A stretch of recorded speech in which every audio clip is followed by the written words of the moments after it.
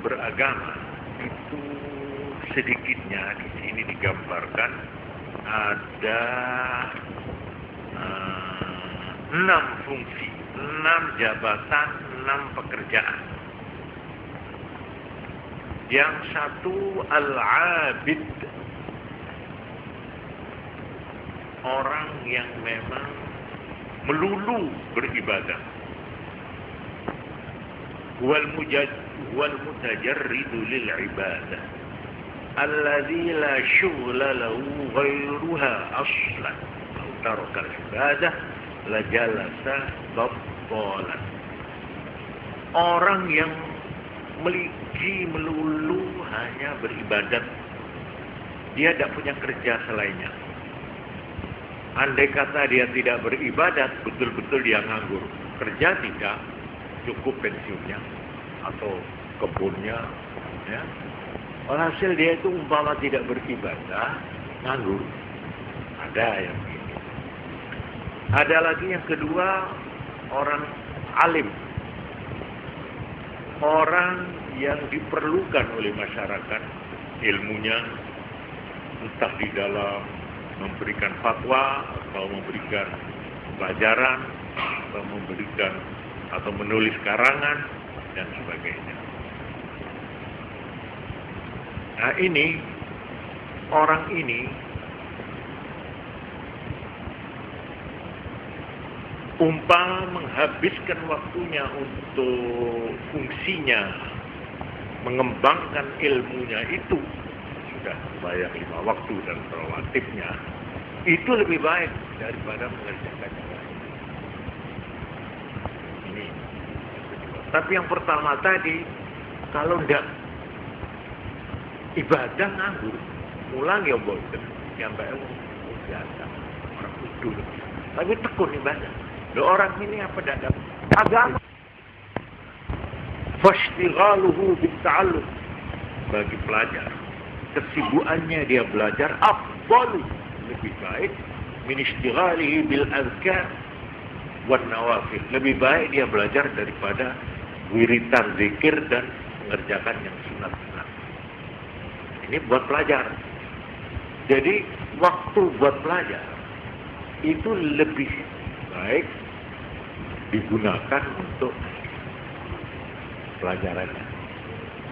Ya sudah tentu 5 waktu itu minim, itu tidak boleh ditawar kalau itu, ya. Itu minim sudah semua, ribut tak ribut, pejabat besar apa kecil apa menengah, itu sama kalau itu, minimal itu. Lalu yang keempat, al-muhtarif alladzi yahtaju lil kasbi li'iyali, orang yang bekerja untuk keluarganya, jadi rezeki. Ini yang banyak. Laisa lahu an yudayyi'al 'iyal, dia tidak boleh menyia-nyiakan keluarganya. Wa yastaghriqal awqat fil ibadah, lalu menghabiskan waktunya untuk ibadah. Tidak boleh. Dia harus kerja. Walaki yanbaghi alla yansa zikrallahi fi sina'atihi biqalbihi. Cuma ya sekalipun begitu diharapkan sedikitnya dengan hatinya ia selalu ingat kepada Allah dimanapun dia bekerja itu. Jadi sambil bekerja jangan sama sekali melupakan Allah. Nah, terhadap orang ini di sini dikatakan dia membaca tasbih, berzikir, dan dia kalau secara zikrul wafil baca Fatihah, minim. Dimanapun kita berada, ya, di kereta api, kerja di pasar atau di baca Fatihah, itu paling minim itu. Saya kira tidak berat kalau cuma baca Fatihah. Nah, buat orang ini dikatakan, maka tiap langkahnya, tiap gerak-geriknya yang memang dia betul-betul bukan karena mencari kekayaan untuk sok atau untuk sombong-sombongan, untuk panas-panasan, jor-joran, tapi betul-betul untuk menghidupi keluarganya, orang tuanya atau anaknya yang belum bisa kerja. Tiap langkahnya itu sama nilainya dengan orang yang zikiran, orang yang pegang tasbih itu. Sama itu. Tiap langkahnya dihitung oleh malaikat.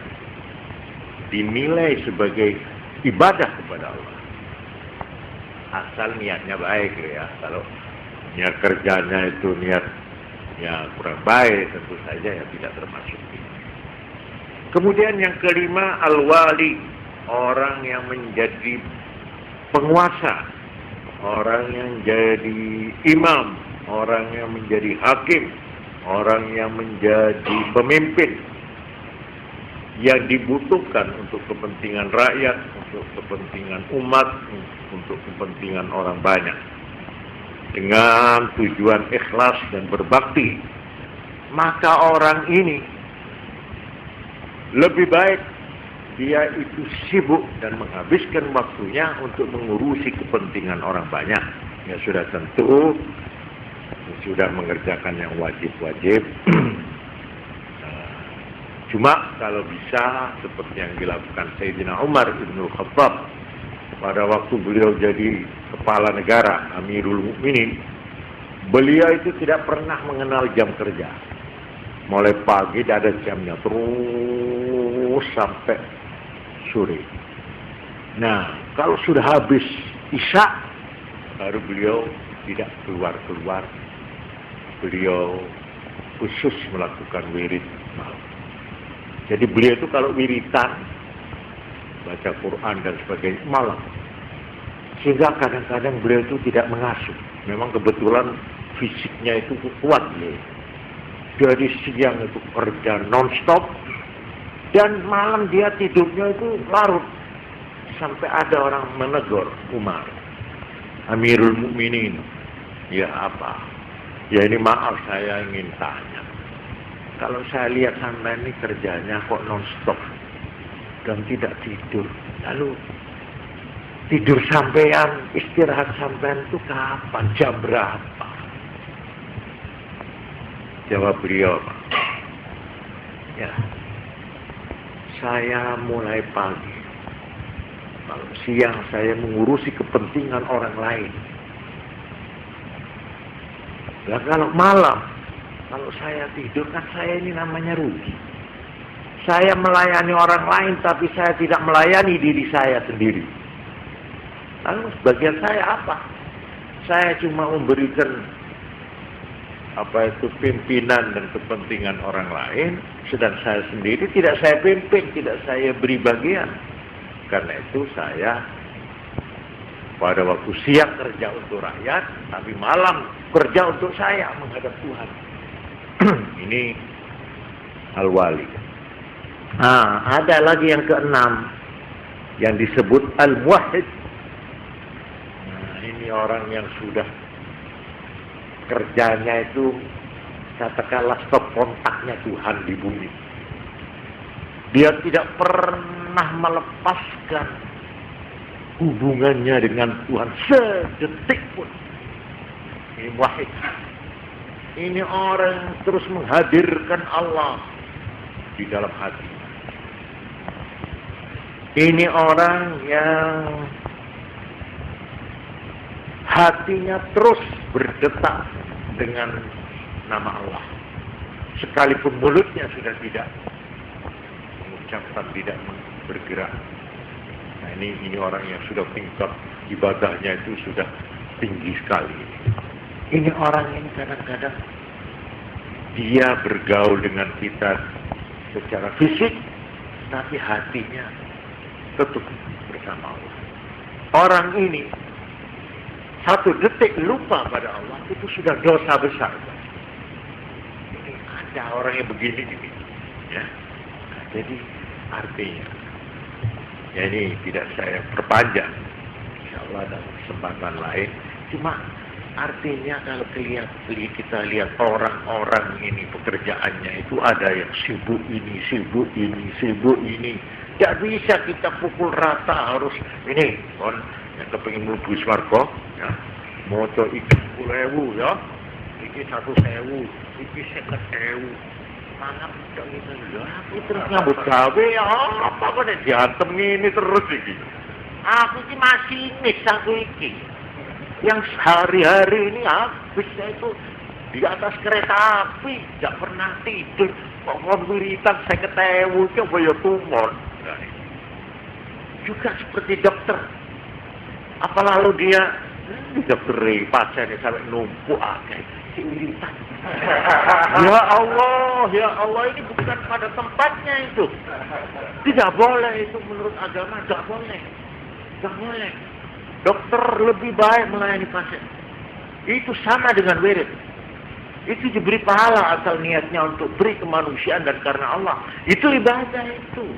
Sama dengan kiai yang tekun, wiritan, tasbih. Sama. Ojo meri. Podo mawon itu. Nah inilah ya, asal tujuannya memang baik. Ya toh? Nah, sekarang dilihat dari sudut inilah. Maka kita melihat kadang-kadang Nabi bersabda. Nah ini contohnya ya. Saya memang kebetulan saya buka-buka himpunan kitab hadis yang namanya Al-Jami'us Shaghir. Ini dengan penjelasannya sekali yang namanya As-Sirajul Munir Syarhul Jami'us Shaghir. Ini hadis toh. Malah diatur abjad. Hadis yang mulai A, hadis yang mulai B. Nah ini saya kebetulan hadis yang dimulai huruf F. Fa.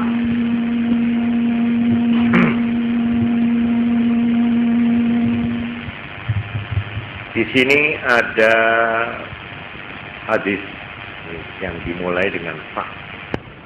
Fatihatul kitabi ta'dilu bisulusayil Qur'an. Fatihah Qur'an. Nek maca Fatihah satu kali itu mengimbangi 2/3 Qur'an.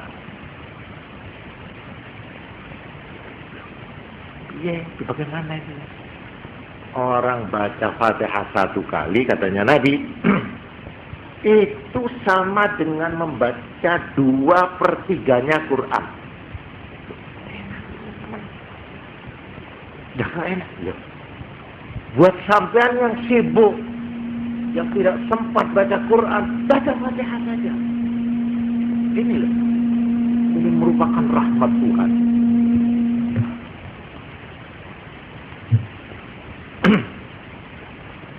Ini hadis dari Abd bin Humaid an bin Abbas, dari sahabat Abdullah bin Abbas yang mengatakan pahalanya orang membaca Fatihah itu sama dengan pahalanya membaca Quran 2/3. Ini kalau kita lihat sepintas masuk akal itu ya apa sih? Ya memang kalau mau dimasukkan akal, kita harus lihat Fatihah itu apa. Seluruh isi Quran yang 30 juz itu diringkus dalam Fatihah, yang terdiri hanya dari 7 ayat. Jadi 7 ayat ini merupakan preambel. Fatihah itu mukaddimah, pendahuluan, pembukaan dari Quran yang tebal itu. Seluruh isi kandungan Quran itu secara padat sudah dimasukkan di dalam Fatihah yang terdiri dari 7 ayat. Memang ada salah satu segi